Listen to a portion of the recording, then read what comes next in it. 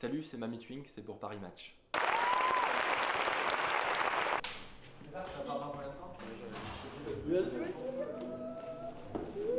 Là on est place d'Italie à Paris et ce soir c'est la grande avant-première de notre documentaire sur Tchernobyl.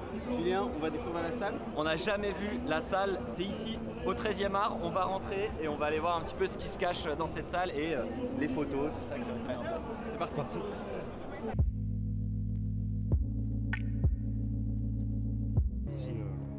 Ah ouais, c'est ouf. Ah c'est immense. Ah c'est pas mal du tout, elle est bien face. Pour raconter une histoire qui est un peu moins connue que la catastrophe nucléaire de Tchernobyl. T'imagines que là dans le cœur c'est blindé. D'une part, on voulait vraiment aller là où très peu d'explorateurs sont allés, donc on allait dans les pièces les plus radioactives, notamment la salle où ont été entreposés les habits des pompiers. On a peu de documents à ce sujet, donc on voulait vraiment apporter ça en plus. On allait dans le réacteur 5, au cœur du réacteur. Et puis d'autre part, parce qu'on avait envie de le faire en fait. On était conscient que bien d'autres personnes avaient traité le sujet, mais on avait envie de le faire pour notre chaîne. On explore des lieux abandonnés à travers le monde depuis des années et on avait envie de faire quelque chose qui marque, se faire plaisir.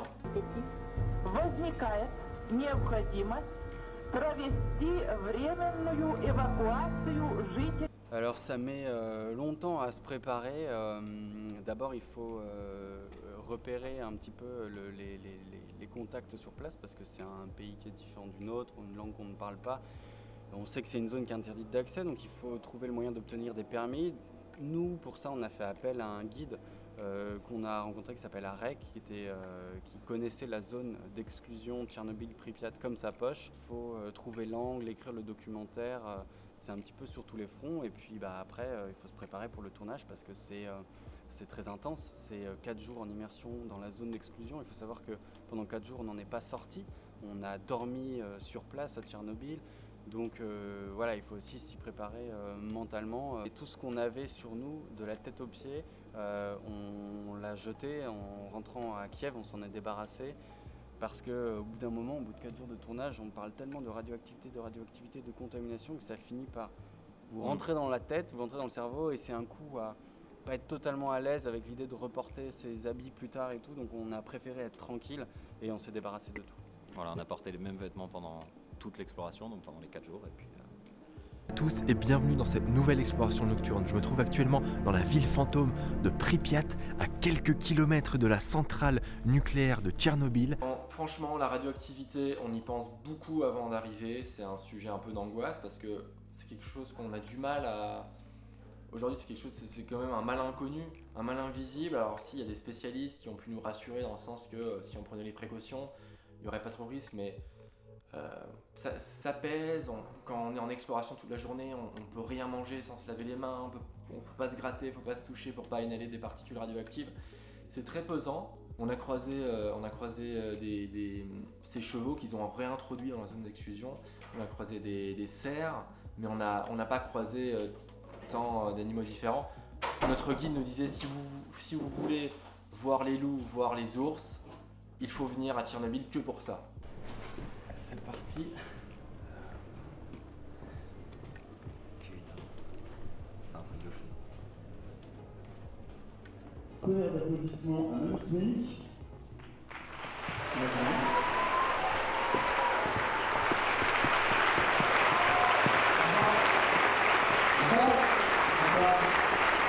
C'est quoi le premier sentiment qu'on a quand on débarque à Tchernobyl, avant le réacteur, quand on arrive dans ces environs-là et qu'on voit à quoi on pense?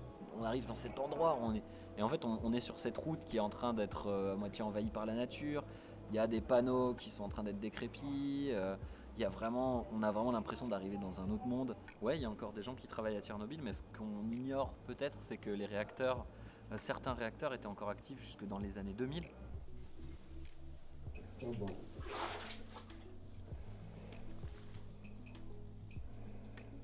Il faut s'occuper du sarcophage qui est en place et c'est un site qui doit être surveillé en permanence. Ce qui est aussi très, très impressionnant à noter, c'est que le soir, on voyait bien en se baladant dans les rues de Tchernobyl, donc qui est une ville à moitié abandonnée, mais elle est aussi à moitié habitée par ces gens qui se relaient pour s'occuper du sarcophage du réacteur 4. Et donc on voit une maison abandonnée, suivie d'une maison avec de la lumière, on voit des immeubles avec un carreau sur deux d'éclairé. Donc ça donne un ton un petit peu comme si les gens avaient repris possession momentanément de la zone. C'est très particulier, mais c'est le quotidien des gens qui s'occupent d'entretenir le sarcophage du réacteur 4. En cyrillique, on voit bien qu'on était à l'époque de l'Union soviétique, hein. Regardez le drapeau, petite propagande militaire. Et attention, là on parle de la ville de Tchernobyl, parce qu'il y a la centrale de Tchernobyl qui est située à Pripyat. Oui. Mais en fait, la ville de Tchernobyl, elle est à une vingtaine de kilomètres de la centrale. C'est d'ailleurs là qu'on dormait, donc ça reste dans la zone d'exclusion.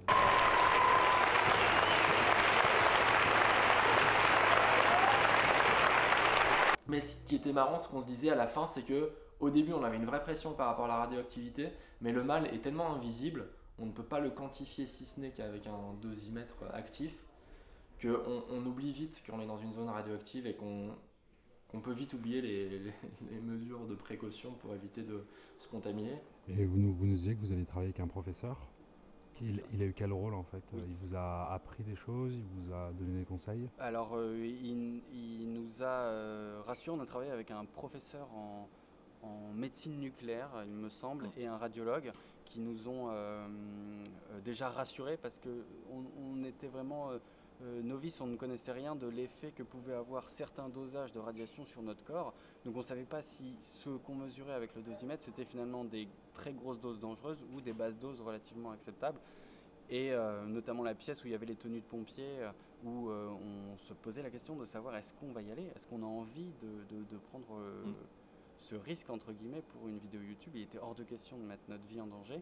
Donc ces personnes nous ont expliqué qu'en limitant notre présence, temps d'exposition dans cette pièce, il n'y avait pas de risque significatif de cancer. Hein. On a devant nous les tenues de pompiers.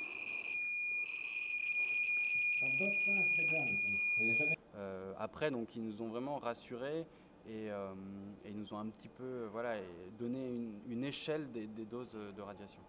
Et a posteriori, du coup, il y a eu cet examen d'anthropogammétrie avec le professeur. C'est quelque chose, je pense, qu'on racontera également en vidéo. On le voit aussi dans le reportage, d'ailleurs, l'appel avec Dr Hardy, le radiologue.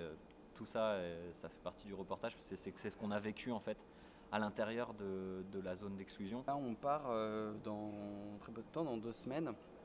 On va aller explorer l'ancienne ville minière qui est maintenant abandonnée, Pyramiden, qui se trouve dans l'archipel des Svalbard. Ce sont les dernières terres en fait avant le pôle Nord. Une ville qui est sur le territoire norvégien mais qui a été prêtée aux Russes pour l'exploitation de mines. Et donc on va aller explorer cette ville. C'était le plus gros projet de notre vie, on est très contents. Merci Paris Match pour l'interview et à bientôt. Merci, salut, à tout à l'heure.